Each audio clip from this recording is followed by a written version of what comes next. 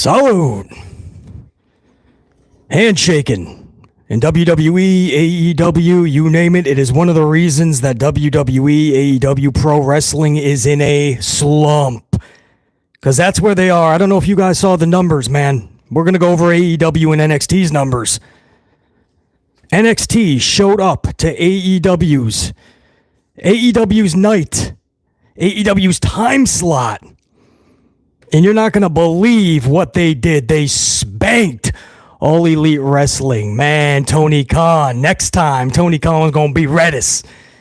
I don't think Tony Khan's just going to have Adam Cole and Malakai Black shaking hands after a matchup that many fans were confused by. I liked the finish.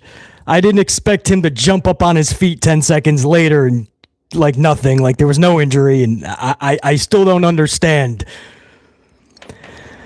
Shaking hands in professional wrestling. We went from the Attitude Era, ruthless aggression, to mutual respect, the kindness era, mutual respect. Everybody get out your hands, let's shake. No more Stone Cold and Vince McMahon taking out his boss. John Cena can take his thugonomics and his ruthless aggression, take Batista with him, and Orton and old school Lesnar.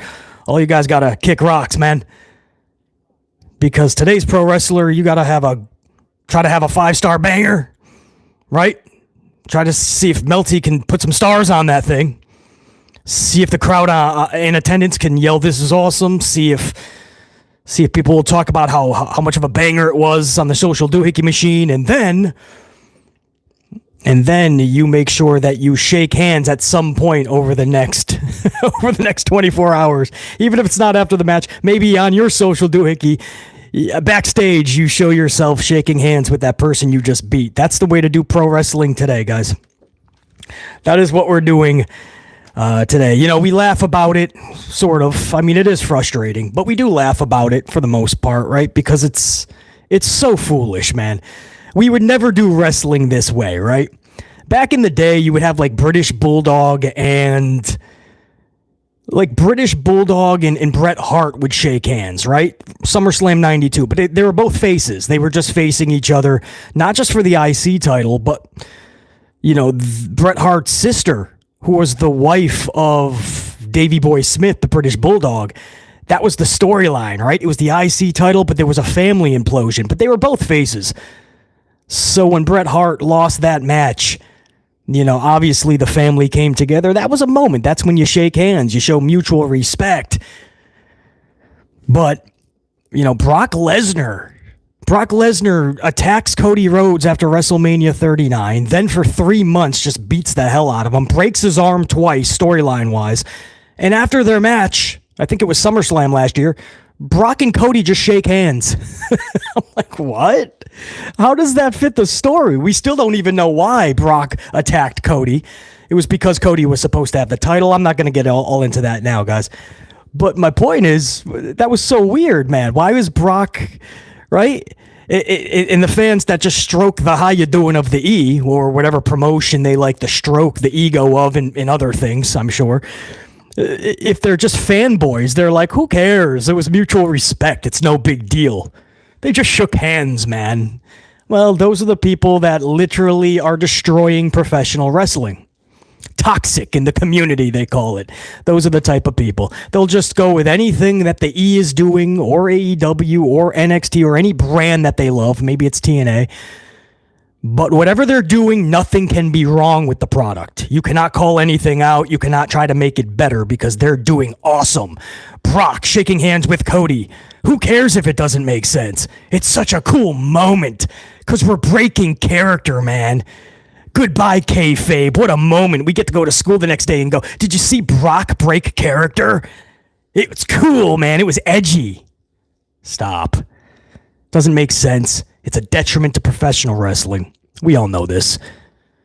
Braun Breaker loses his title to Jason Uso a few weeks back or a while back, and then he shakes the hand of Jey Uso, ask where the dogs are at. Then all of a sudden, the next week, they realized it didn't go over too well, so then he attacks Jey Uso, but still asks where the dogs are at in the arena.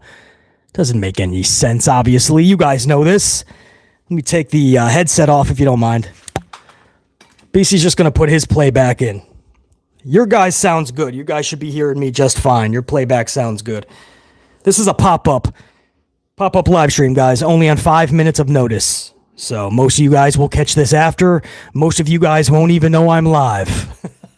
I always get that afterwards. BC, I never knew you were live. Well, I didn't even know I was going live. So if you guys are able to, in the 5 minute period that you get that notice, because you shouldn't just be subscribed, you should be notified too. Those are the individuals that mostly will catch these live.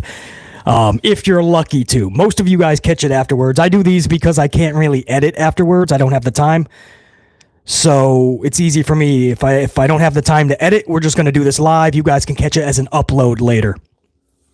But but Brock Lesnar and Cody was weird. Braun Breaker and Jey Uso's handshake. Gunther twice, right? Gunther and Randy Orton, no sense. Gunther and Cody Rhodes after that recently, makes no sense. And then on Wednesday Night Dynamite, you just saw Malakai. Now, did anybody catch AEW too, by the way? Is there something maybe that I missed? I mean, Malakai was selling an injury, correct? And that's why he couldn't get up to his feet, and that's why he told Adam Cole, just finish it. Grow some balls, and Cole's like, you ain't got to tell me twice. Cole hits the ropes, and Cole puts the leg to the dome piece. Malakai's defeated. But then 10 seconds later, Malakai jumps to his feet, shakes the hand or denies the handshake, but brings him in for a big hug. They hug it out. So how is he standing if moments before he couldn't even stand up? So, I mean, was that the story, that he was injured, or what? Did he just want Adam Cole to beat him? What exactly? Oh, by the way, hold on. Was that a membership chat? Who was that? Rob Reverne, 5-month channel membership. There it is. This is awesome. I love it. Rob Reverne, appreciate the 5 months strong, man. Here's to another plus. I thought I saw that. Rob, 5 minutes of notice. I'm glad you were able to catch this, Rob. Always good seeing you up in here, dude. Rob, let me give you a proper salute, man.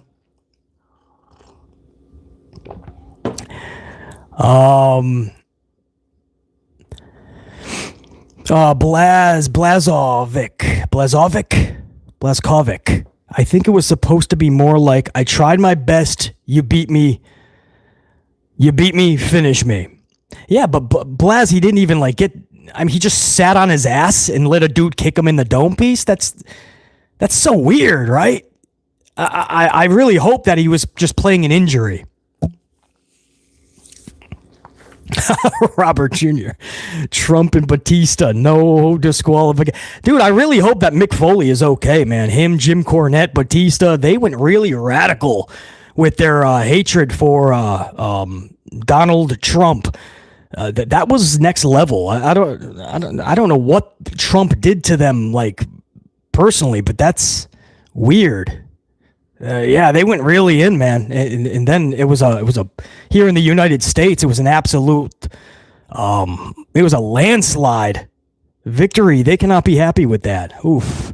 Me too, Justine. Yeah, no, somebody just mentioned, somebody popped BC saying Batista versus President Trump in a no holds barred match. So yeah, I really do hope Foley and them are okay, man. They get really into that shit to an unhealthy. You know, there's an unhealthy point, man, with politics. Some of these wrestlers, or especially the legends, they take it over the top. Very odd, man. Very odd. It is weird, but I don't think it was an injury. Yeah, so, but storyline wise, he couldn't get up. Or Blaz, are you just saying storyline wise, he was like, I'm not even going to bother getting up. You beat me up, like beat me to your feet. I'm not even going to try to get to my feet. Just kick me in my dome piece. It's so weird, man. I love that finish. If he literally had selling an injury, just selling it, not an actual injury, and he's looking at Cole like, I can't get up, but I'm not tapping out. I'm not bringing the referee over to stop this match. Just finish it. Now. That's a man. That's Malakai. I'm okay with that finish, but then 10 seconds later, he's jumping up to his feet. So But so Blaz, yeah, if it wasn't selling the injury, then this makes zero sense. And now I understand why even AEW fans were like, okay, that was not good. That was pretty weird. That was stupid. And then a lot of fans were trying to figure it out, like BC, like what just happened? Like, what does this mean? Is this part of story? Are we reading too less into this and we should have gotten more out of it? Fans didn't know. So then Malakai got upset because people like Fightful were reporting like, yeah, he could be leaving. His contract is up soon. So Fightful was saying some stuff. Fans were thinking, is he leaving? Is he retiring? Or is he just going to WWE, join Zelina Vega, work for Hunter Hearst Helmsley? And so then Malakai had to issue a statement. And he's basically asking fans to cut the shit, like stop. He literally asked fans, please stop with the retirement, or I'm always injured. The last time I was injured, I think he said was 3 years ago, something like that. So then he's frustrated, but I'm like, you shouldn't have to explain your storyline or what you're doing in the ring. Like, you shouldn't have to leave a nationally televised program or cable television pro wrestling show and then jump on social to explain what we just saw. You shouldn't have to do that. So that tells you it didn't go off correctly. Right? When you have to explain to confused fans, a lot of them, you probably didn't do it correctly. It's probably not working. So I made a whole upload. There was 2 uploads yesterday. I know a lot of you guys got confused. When I double upload or do a triple upload, a lot of you guys think it's just 1. Sometimes because it's 2, they offset and the tube doesn't push any of them. So whether you know it or not, there was 2 uploads. One of them was talking all about NXT, AEW, and what happened. I actually did a side-by-side comparison, segment by segment, because NXT brought in ECW legends to kind of go against AEW, right? It's a different night because of the election in the United States. NXT was on Wednesday night, 8 p.m. to 10 p.m. Eastern time. So this went head on, guys, with Tony Khan's promotion, All Elite Wrestling. Guys, I got the numbers for you. We're going to talk WWE SmackDown in just a few hours if they can get out of their slump. They're currently in a slump. I'm going to give you WWE Raw and SmackDown ratings recently. Fan buzz and interest or lack thereof, and why Hunter Hearst Helmsley he has to put together a big show tonight on SmackDown. We'll go over that in a couple of minutes. But real quick, I do have the NXT number and the AEW number from this past Wednesday night. This, again, was head-to-head. AEW didn't really have a theme. They just were going to go head-to-head. NXT brought in an ECW-themed show, brought in a lot of old-school ECW pro wrestlers. NXT pulled 619,000 viewers, 619. That is up from last week's 588,000. My Steiner math, they went up 31K. Now, 619,000 is not a lot of viewers. We all know that, for pro wrestling anyway. But when you're on a different night, totally different time slot, different night, and you went up 31K against another pro wrestling show that is always in that time slot and always in that night, NXT, Shawn Michaels is taking that and running like they just robbed a bank. Do not look back. Do not look or listen for any sirens. Just keep running if you're Shawn Michaels. 619K. Now, if you're wondering, AEW, and what's up, everybody saying what's up in the chat, too. If you're just joining in, this is a pop-up live stream, less than 5 minutes of notice. I don't have time to do an edit later, so most of you guys are going to catch this afterwards. Just treat this live stream, for those that are not watching live, you're going to watch this later over the next 24 hours. Just treat this like a regular upload, basically.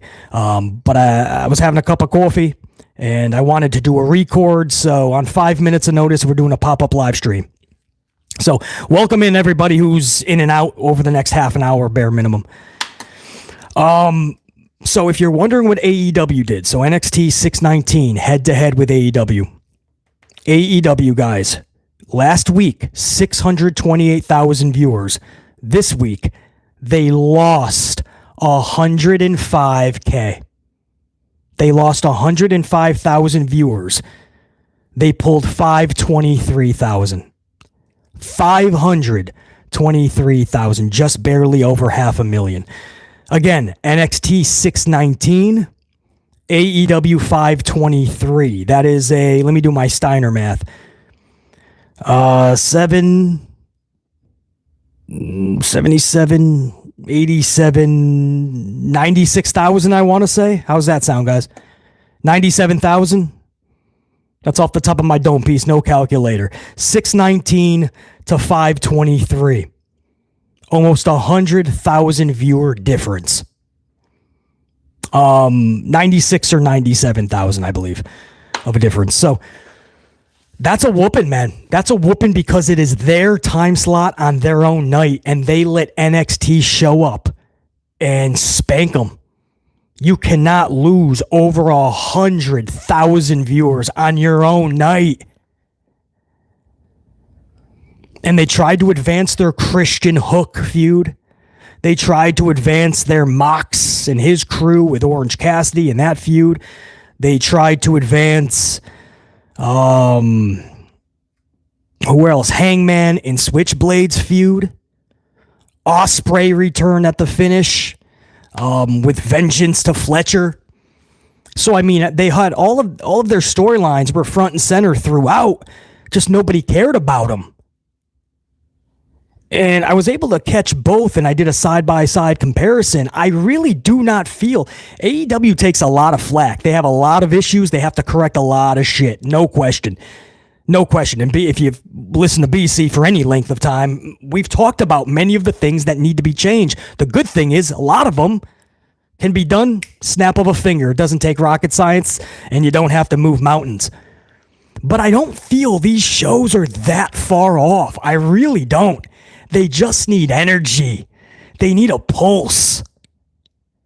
And I'll give you a for instance, right? Mox had all this buzz, right? Whether people were for it at the beginning or not, there was all this buzz. You can't just have Mox and his crew just beating up Orange Cassidy and Darby in the middle of the ring again this week. You have to get more creative than that because the buzz will quickly lose its luster. Especially in a microwave society where everybody is like, this better, all right, you better catch my attention. Every week better be upping the ante, not downgrading it. You started off so hot with Mox, even with Marina Shafir, whether people liked her with him or not.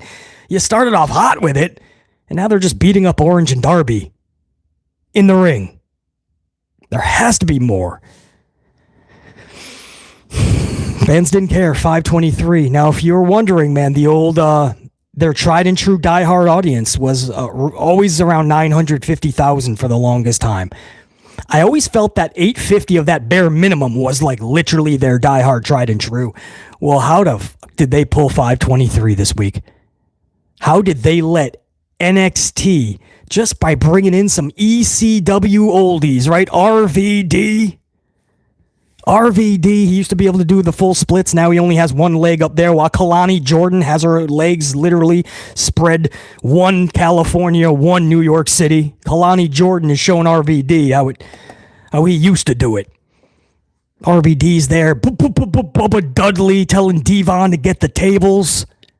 The best part was Nunzio from FBI. Remember Little Guido from ECW? He showed up. Dawn Marie, it was good to see her. But they came in on a Wednesday night and they spanked AEW. Tony Khan cannot be okay with this. Bottom line, thank you for smashing that up too. I totally forgot to mention that in the first 18 minutes, guys. Smashing the up greatly helps out those that are not catching this live. Again, 5 minutes notice. That's going to be the majority of you guys. It helps them actually catch this. But Tony Khan has to be pissed off. Enough is enough, bro.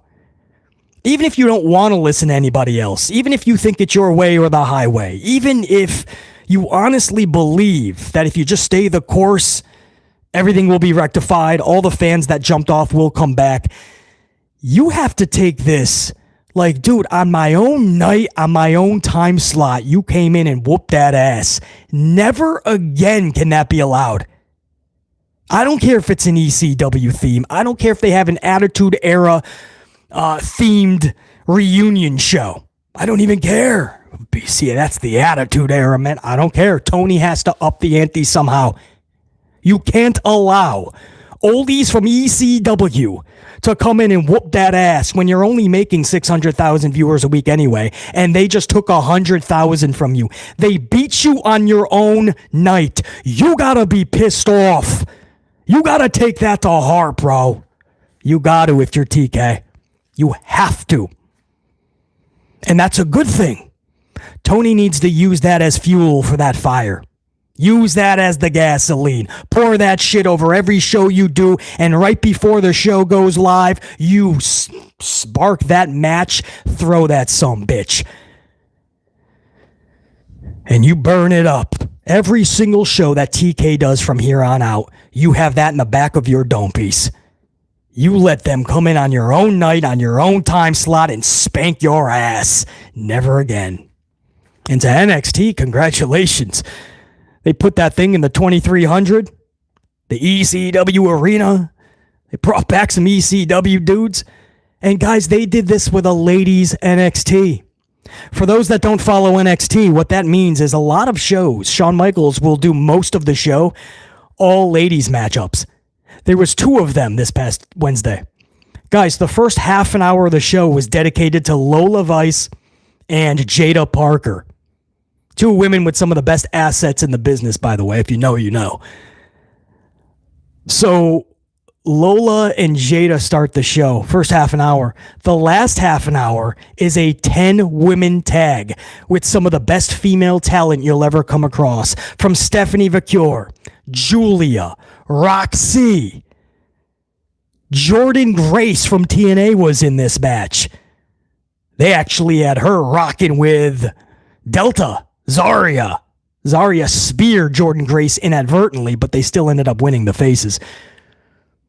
I mean, if you guys could have saw the talent in this 10-woman tag, and that was basically the last half an hour. So nearly an hour of their show was dedicated to the women wrestling on a night that is not even when they usually air.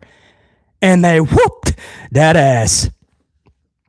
So as much as I say Tony Khan has to use this for motivation going forward, NXT, man, if you don't raise them up, if you don't take a swig and salute yourselves, I don't know what you're doing, because Shawn Michaels and WWE, and if that was Hunter's call to send over ECW, then Hunter nailed it as well, man. Whoever was in charge of this, they went in probably expecting to maybe lose to AEW by, they were hoping no more than 100,000 viewers.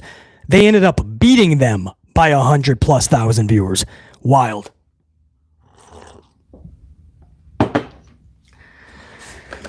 All right, so that's the talk. NXT, AEW, that's all I have to say about shaking hands. I really hope that I don't have to talk about wrestlers shaking hands after the match for a long time to come, man, because it is so frustrating. Dedicate storylines and feuds that we care about. Stop having athletic bouts to see who was better than the other and then shake hands afterwards. Or at the bare minimum, can we reach a compromise? Stop doing it with heels. Don't have heels do that. That's all we're asking, man. WWE is in a slump as well. This isn't just like AEW's in a slump. If you're one of those fans, let me get another swig. Hold on.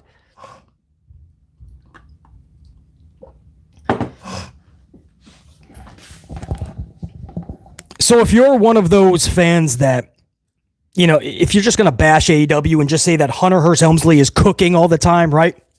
No. Guys, their last 3 shows in a row was a 1-4, 1-4, 1-4. 2 weeks ago, Monday Night Raw, 1-4. Friday Night SmackDown was a 1-4. Monday Night Raw this week was a 1-4. They're stuck at a 1-4. When you do that for a long time, that becomes your average. Tonight's SmackDown has to hit literally a home run. You can't hit a double. You cannot think about a triple. You got to hit a home run tonight. WWE's product is stale. There are no storylines that are captivating anybody. We can lie and say the Bloodline is exhilarating right now. Sammy's back with the Usos. They're going to try to reconvene with Roman. Subpar. And we could thank Paul Heyman for that, by the way, for even going, all right, I'll put the remote down for this. We'll see what they do. That's not exciting right now. Come on. Every show, the last 3 shows, they're just kind of talking, right? Jay and Jimmy are like, yeah, okay.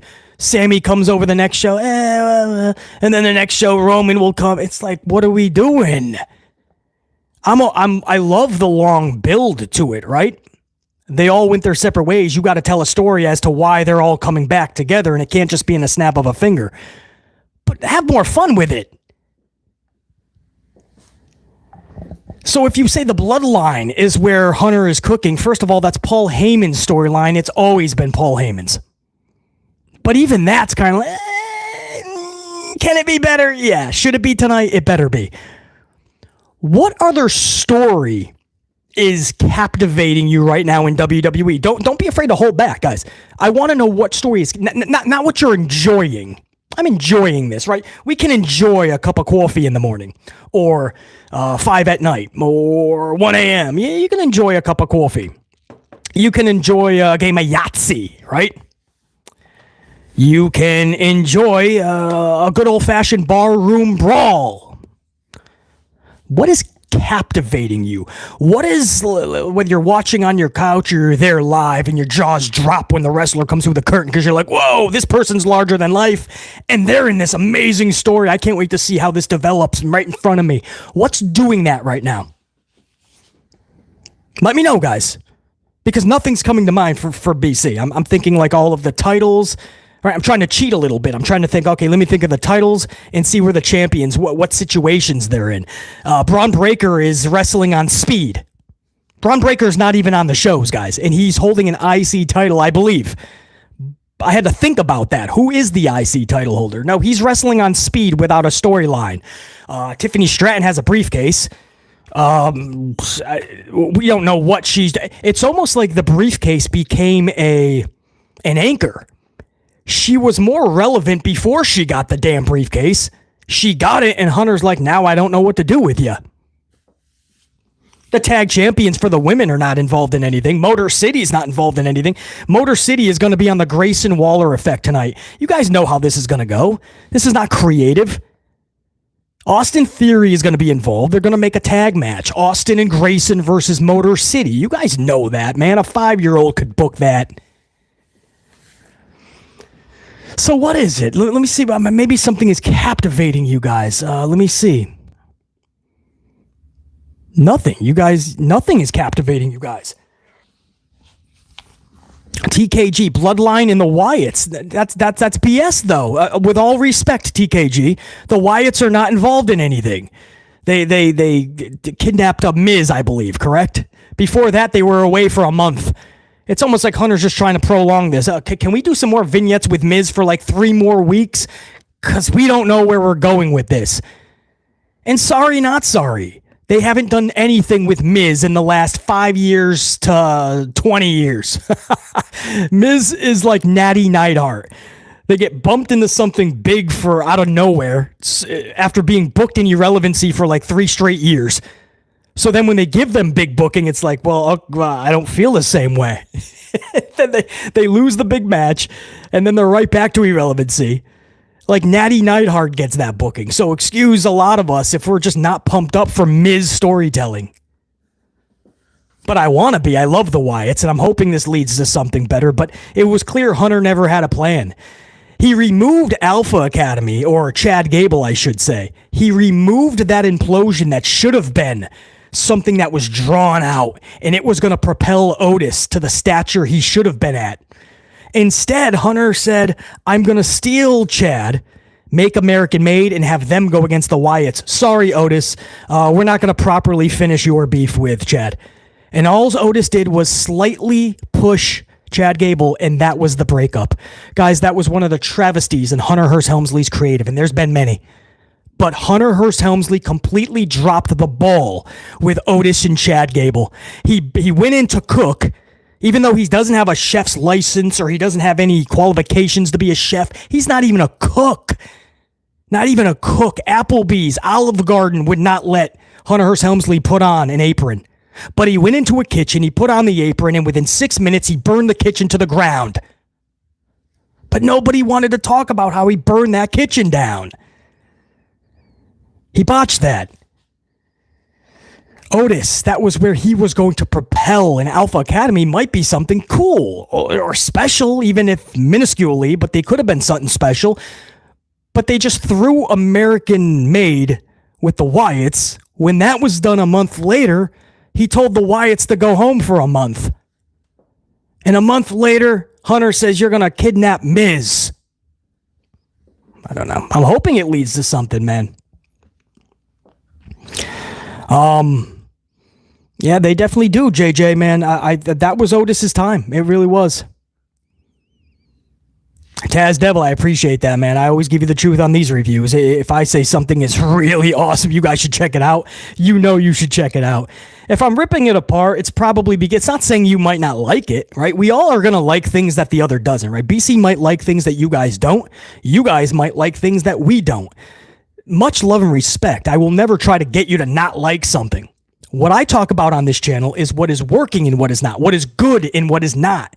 That's different than what you like, right? We can all like a movie, but maybe it's really bad, or a television show, or a song, or a band, or a TV show.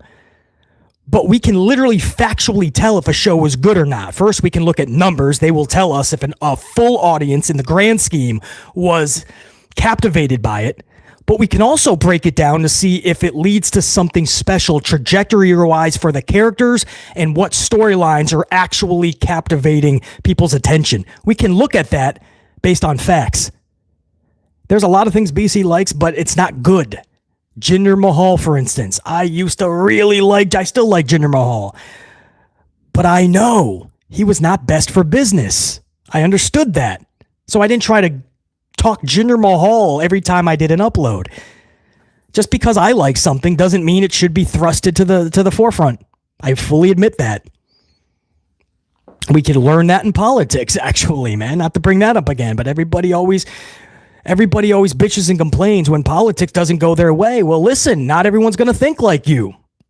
Maybe it is going to be bad over the long run. Maybe it's going to be really good. I don't know. But not everybody is going to think the same. Wrestling is the same thing. I will never tell people what to like and not like. But I will absolutely talk about what is good and what is not good. Because that's the only way we can get better. Hopefully that makes sense, man. That's what I try to do on this channel. That's what I'll always do for you guys. So I appreciate that. Where was that in the chat? I forgot where that was, but... Oh, hold on. Who's that? Is that Reese Monet? Hold on. I missed a members chat. Hold on. I do not miss members chats. Hold on. And that is a 12-month, 1 year super member chat. Reese Monet. Salute. I almost missed it, Reese. I got it. The Bloodline storyline is holding back a lot of wrestlers and potential good storylines, in my opinion. The Judgment Day storyline has been stale. Reese, salute, first of all.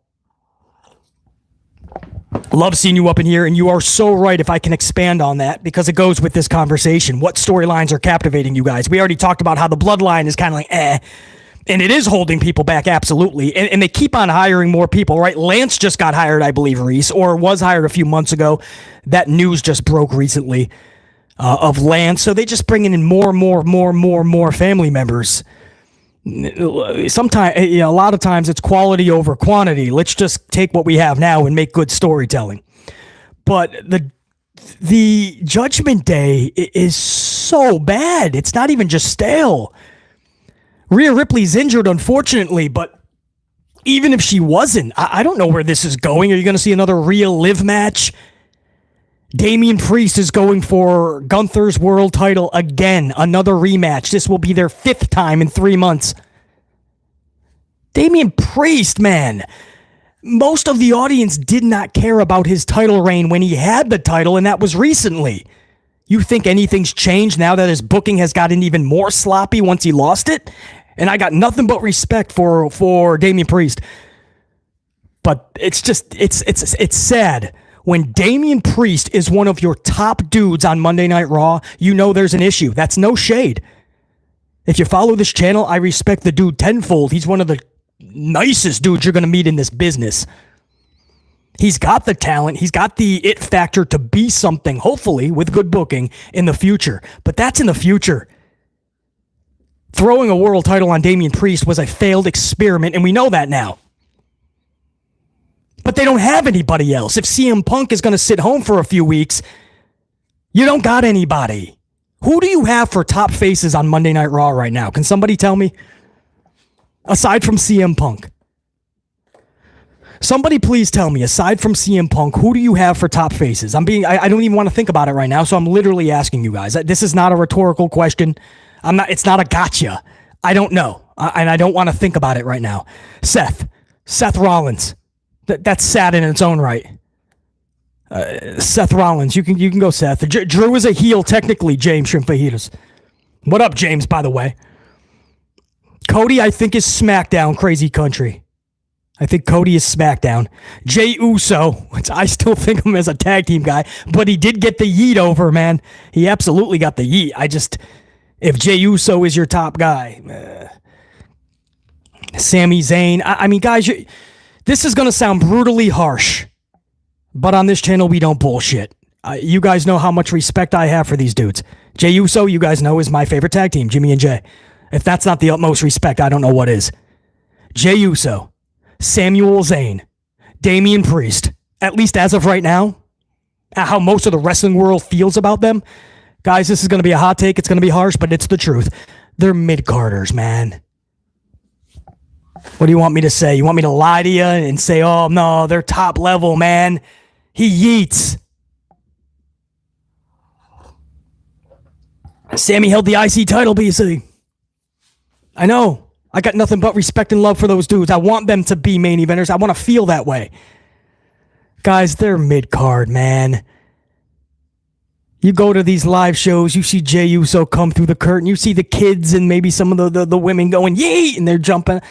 Come on, man. Not everybody. It's not like the glass is shattering with Stone Cold, man. You listen to Sami Zayn come through that curtain. It's not The Rock or Cerebral Assassin H. You listen to Seth Rollins' weird little sing-along. It's not even Goldberg. Or Sting. These are mid-carders, man. Cosplaying as main eventers. And that's the truth. And I think now's the time we have to be honest about this, man, because this is a problem. If CM Punk goes away for a few weeks like he did, and he takes Drew McIntyre with him, even though he's a heel, I get it. But you basically took your two top stars of Raw for 2024, because for BC, that was the feud of the year. For WWE, anyway. For BC, those were two of the top 4 to 5 stars in the whole company this year. I would say Drew and CM Punk hit grand slams every time they were up to bat. And they've been gone. And you feel that void. And that's why they're only pulling 1-4s. And SmackDown can't get away from 1-4. Last week they dropped a 1-4. Tonight they have to hit it out of the park.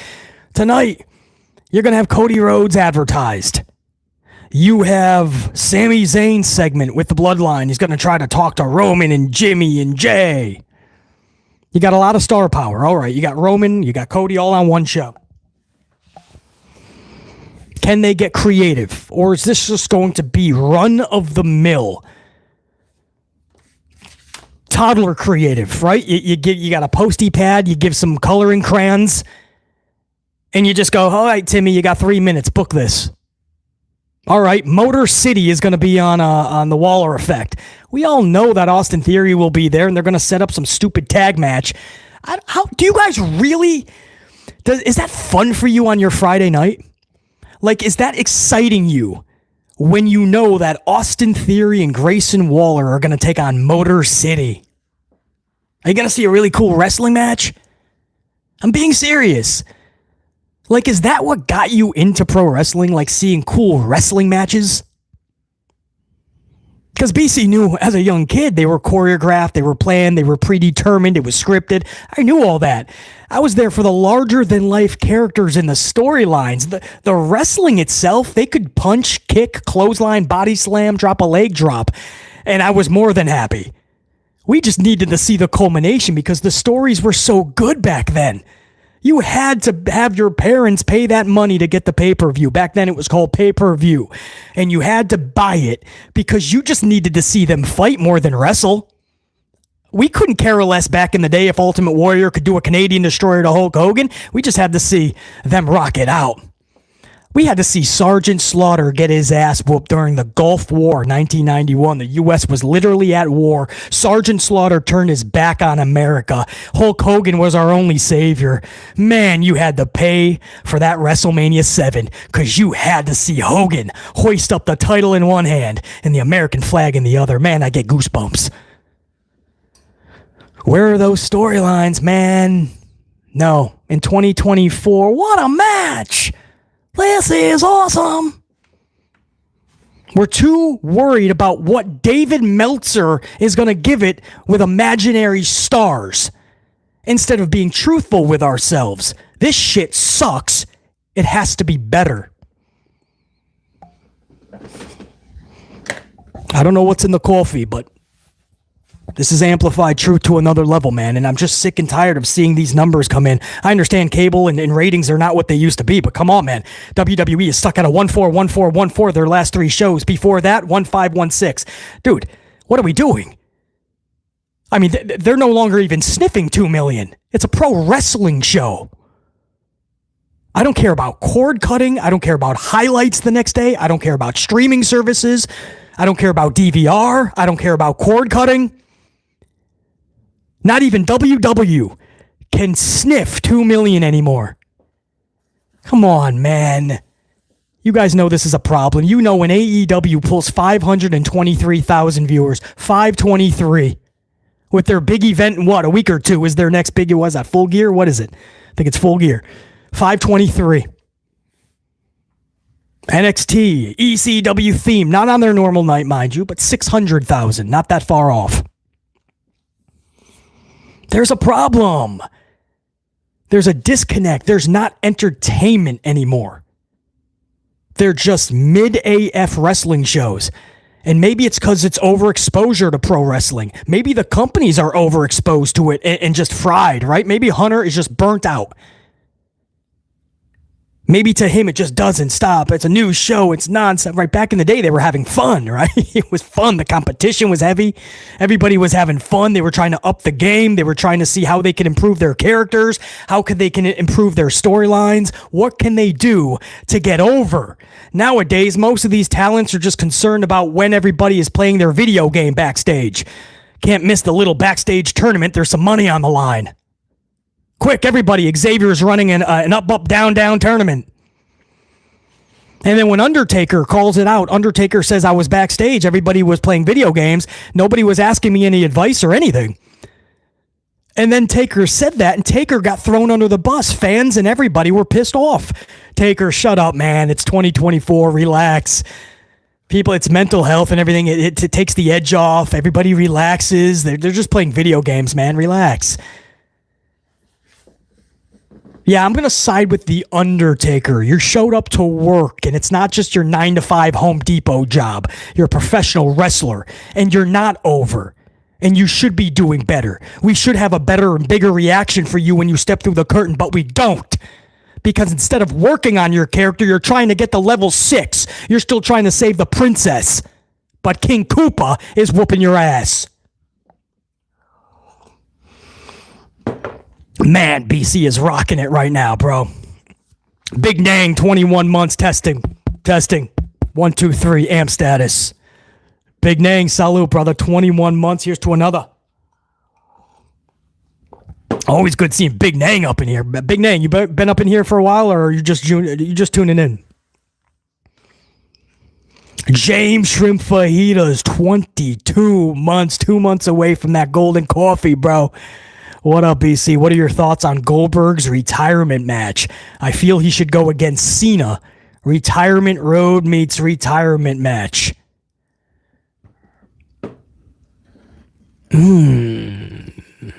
Thoughts on Goldberg's retirement match against John Cena? James Shrimp Fajitas, I'm going no. I'm going no, brother. John Cena deserves better than that. Goldberg just can't go, dude. Goldberg wasn't that, and I was huge on Goldberg back in the day because he brought that feeling, right? Even though he sucked in the ring, when his music hit, you knew something special was happening. You had to put the remote control down. So I am not bashing Goldberg in that aspect. He was so special back in the day. But he's come back about 18 times now, right? Slight exaggeration. He gets worse and worse every time. He's knocking himself out. I love the passion. I wish more wrestlers had that type of passion. But putting him in there with John Cena is just, it's a recipe for disaster. Like James Shrimp Fajitas, I don't know what do you want to talk about? I don't know what they could possibly do together. John Cena needs to do many things when he comes back. Goldberg is not one of them. Absolutely not. But if it happens, it happens. I'll be happy for you, James Shrimp Fajitas. That's all that matters. It wouldn't bury anyone currently. Yeah, true. I don't know anybody that truly needs to see Goldberg at this stage in his career at 50 some odd years old during John Cena's retirement tour. Maybe back a few years ago when Goldberg first started coming back, maybe. But Goldberg, John Cena, I don't want to waste a John Cena match because there's not going to be that many of them. I don't want to waste that on Goldberg. So, James Shrimp Fajitas is why I got nothing but respect for you, brother. I'm going to turn down that idea. Salute. With utmost respect. I also got to give a shout out over to, what do you want to talk about? Kappa Owens. Kappa, haven't seen you up a while. I haven't been able to do a live stream in a while. And when I do, it's literally on 5 minutes notice like this. But Kappa Owens, appreciate you, dude. Good seeing you up in here, and I do appreciate that coffee. It's never needed, but I do appreciate it. Kappa Owens says WWE is boring now. Thanks for these lives, though, BC. Amped up bicep. Kappa Owens, it is boring, and I think we have to be more real about that. And I think for a lot of fans, they're too afraid to say that, or they don't want to ruffle feathers, or they don't want something that they love. They don't want to say that, right? Or maybe other people will call them toxic and say they're being negative, man. You got to support the companies. I think a lot more fans are now realizing they are supporting by being honest and saying this needs to be better. And I think fans are starting to understand that the toxic ones are the ones that are acting like everything is good. While the numbers keep going backwards, there's a disconnect. We keep hearing that everything is the best it's ever been. But all the numbers are going backwards. WWE's revenue is going up, but I've already explained why that is 100 times in the last 2 weeks alone. But all the metrics, all the statistics, all the numbers, all the ratings, everything's going backwards.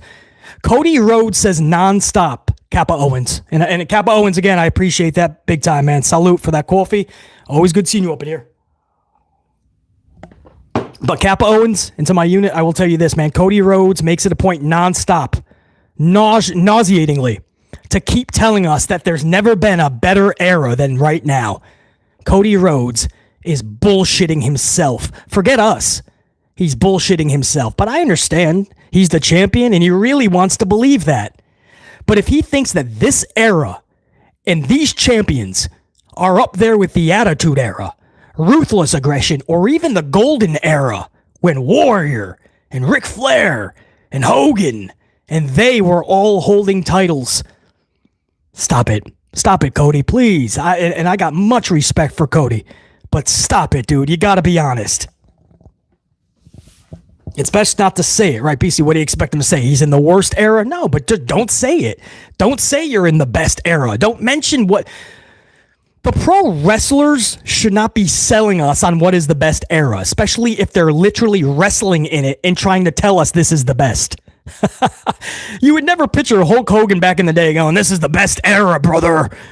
Forget the 50s and the 60s, brother, or what's going to be in the 90s and the 2000s. This is it, brother. You wouldn't see Stone Cold going, what? This is the best time ever in pro wrestling, what? You wouldn't see it. It's weird to see Cody keep trying to sell us that this is the best. It's not the best. It's actually the worst. If you start listening to BC, it will become the best. But you have to start listening to BC. Cassandra Love, 15 months. Gold team. Gold team. Cassandra, appreciate you. Ugly Triple H, my opening is doing my ID card, worrying about mutual respect. What I see now, what a shame that this is all happening like this. Yeah, so Cassandra Love is talking about Hunter. While the product is going to shit, there's no captivating storylines. The ratings are in the tank, the shitter. And this dude's talking about WWE ID.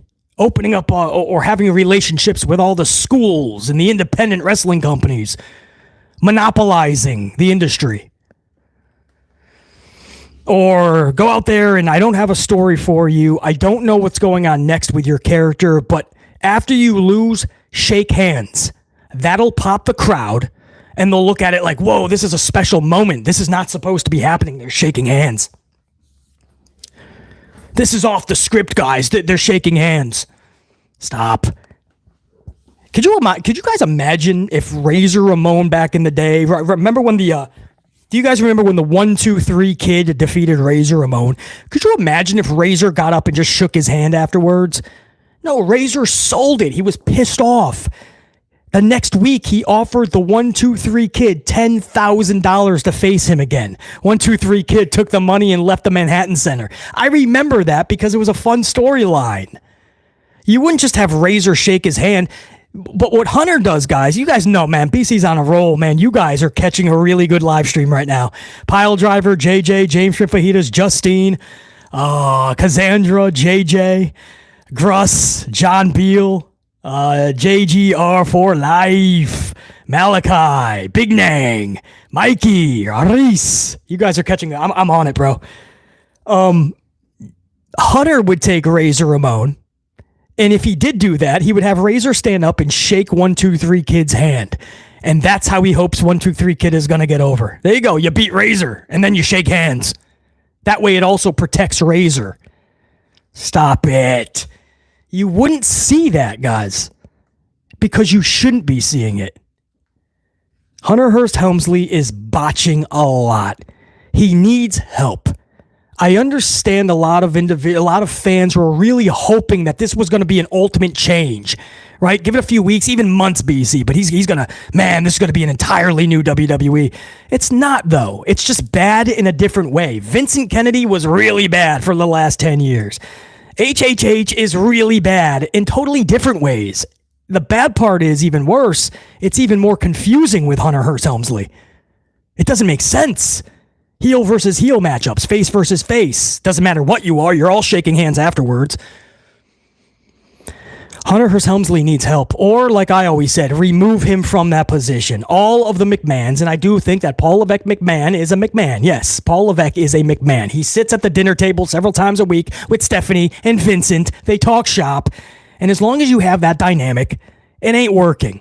Remove all of the McMahons, and let's bring some real juice into this company. Let's bring real creativity. Let's do what needs to be done at this point and start putting these shows to a position that is going to actually get us excited. We can actually start having fun with these shows. They can captivate us, and wrestling can truly be cool again. Because that's all we heard at WrestleMania time. Cody telling us this is the best era. The Rock was telling us wrestling is cool again. I'm not seeing all the wrestling shirts, man. Wrestling was cool back in the Attitude Era and into the Ruthless Aggression because you would see all those shirts when you showed up to school. You would see grown-ups sporting those shirts. You would see it. It's cool.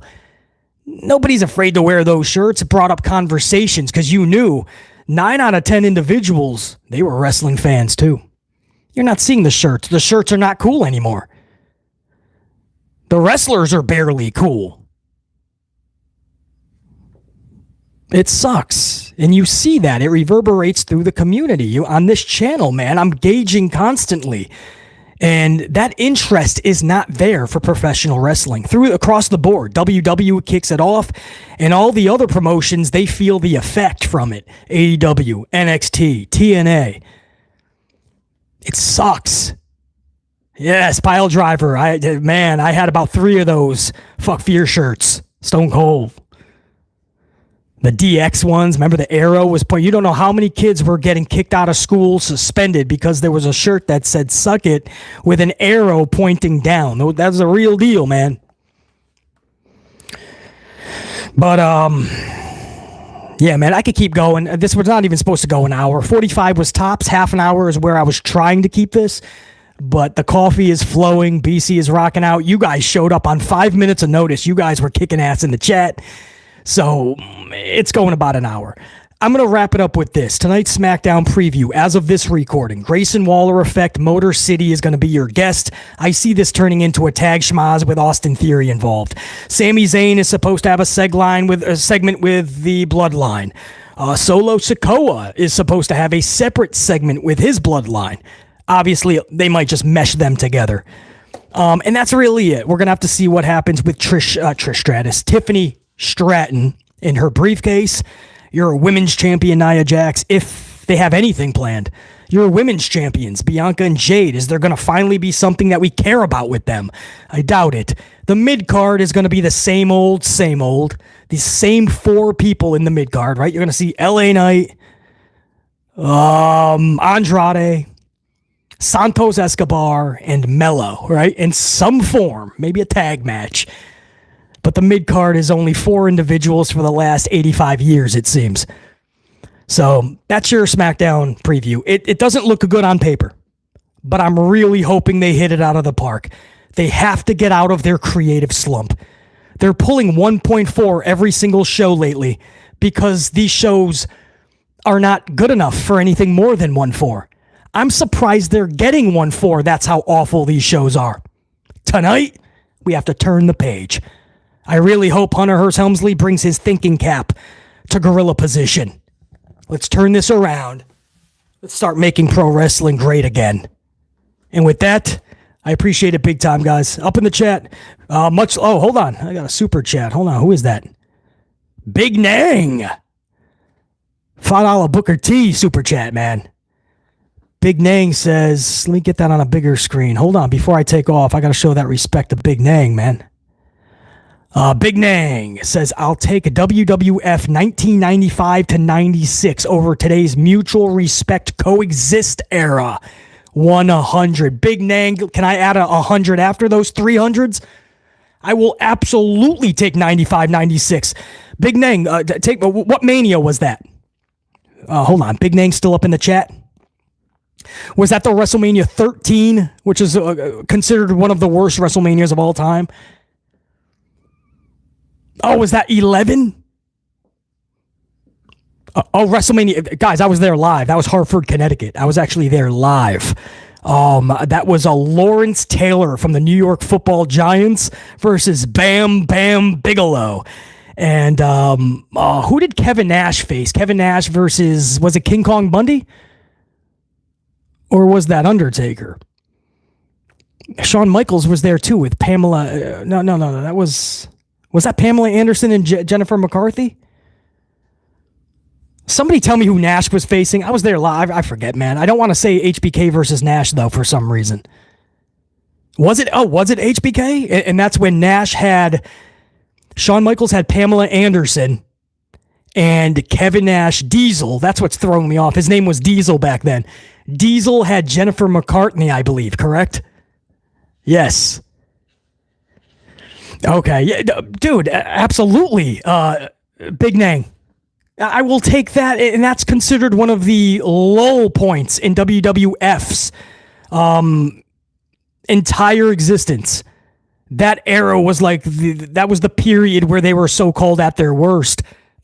Listen, we all bought tickets. We showed up. So I can't say I'm doing that in today's pro wrestling, man. I can't say I'm taking out the credit card and going, oh, I got to catch this event.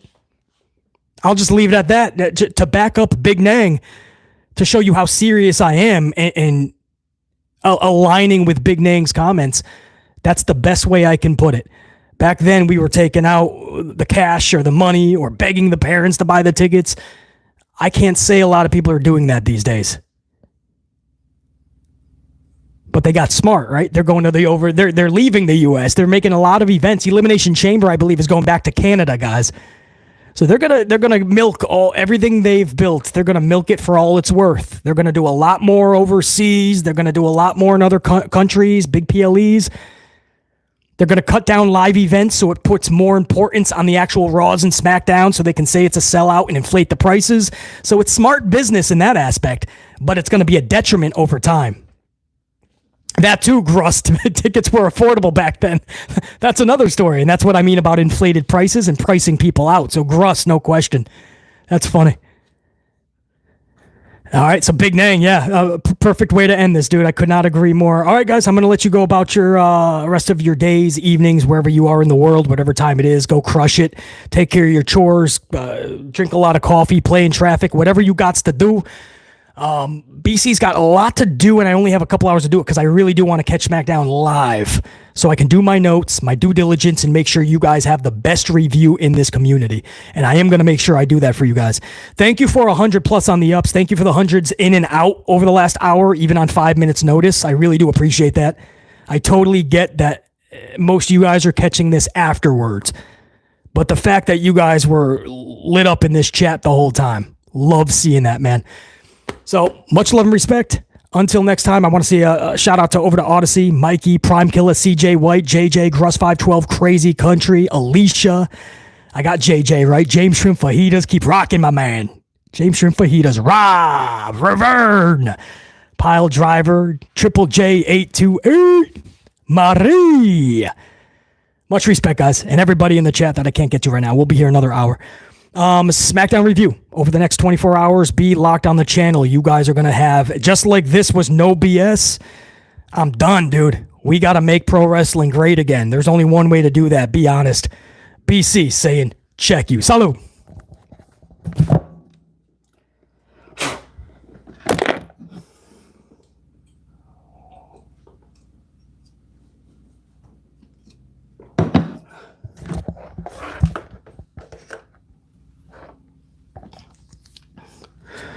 This thing's are we still live? We still live. Big Nang, hold on. No. This does not end without the proper respect. Big Nang said, I just missed a super chat. I don't care if we're here all night. I will never miss a coffee being chucked to the channel. So if Big Nang says, hold the stream, BC, I think you missed one of my super chats. We're going to go back and we're going to see. Hold on, Big Nang. I got to go back into the annals of time here. Oh, I got you. Big Nang. $5 Booker T Soup says, Big Nang says, BC Rikishi's wrestling school is WWE ID as well. So Bloodline story continues the next decade. Is it? What is his school, Big Nang?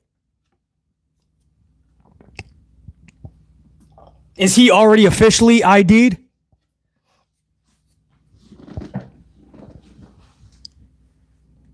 Because I know Booker T's school is, Cody's is, and that's raising some issues with QT Marshall from AEW. Tony Khan had to call QT and go, dude, what's going on?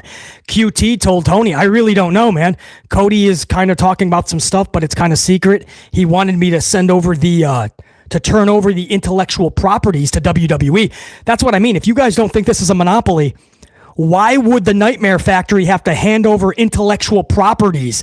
Yeah, this is more than just their logo to help out the students. Stop it. But now Rikishi's is, so I think it's Hard Knocks Pro Wrestling, Big Nang says. Wow. So there you go. As if they weren't taking the entire family anyway. Now Rikishi is going to keep on sending in new wrestlers like an Amazon distribution center, like boxes coming off the assembly line. Rikishi's Pro Wrestling School, bro. Hey, good for him. Hey, as long as they're trained correctly, if they have unique personalities, right? If they have charisma, if they have a pulse that we can get behind and get excited about, then I'm for it. If it's just because it's from Rikishi's school or it's more Bloodline members, it's got to be more than that, man. Big Nang, great insight, man. Did not know that, but I did know Booker T's was, Cody's was. I think, did the Dudleys make it, or did they pack that school up? I don't know if the Dudleys even have their school anymore. But my point is, a lot of the first ones to get this ID logo are ones that are oversaw by actual pro wrestlers. So they kind of have an edge there. RVD. What about RVD versus RVD? Oh, RVD versus Gun. Well, listen. RVD, I think, can still go. I know he gained a little bit of weight, doesn't look it. Can't do the splits like Kalani Jordan, right? That was kind of sad to watch Wednesday night backstage. I don't know. All right, guys. Yeah. Big Nang, thanks for telling me, man. I'm glad I was able to catch that. And that raises the, the suspicion that the Bloodline saga just will not end. Salute, guys. Now for real. Salute until that SmackDown review over the next 24 hours. Check you. Salute.